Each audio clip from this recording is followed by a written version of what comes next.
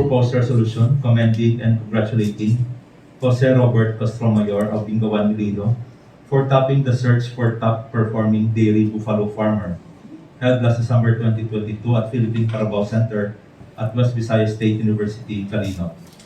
Whereas last December 2022, the Philippine Carabao Center at West Visayas State University-Calinog held the annual search for top-performing dairy buffalo farmer.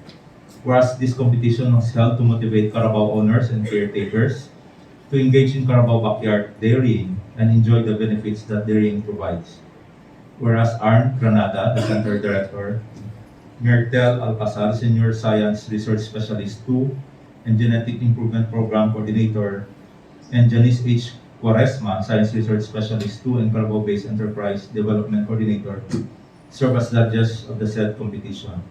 Whereas Jose Robert Castromayor of the Municipality of Bingawan and a member of the Calinog Farmers Agriculture Cooperative garnered the #1 spot with a total score of 90%, besting other candidates engaged in dairy buffalo farming in the Panay, Guimaras, Romblon area. Whereas the criteria of the contest includes entrepreneurship, milk record volume, overall herd management and technology adapter, and wherein Mr. Castromayor got a total rating of 90%. That's the content of the resolution, the presiding officer.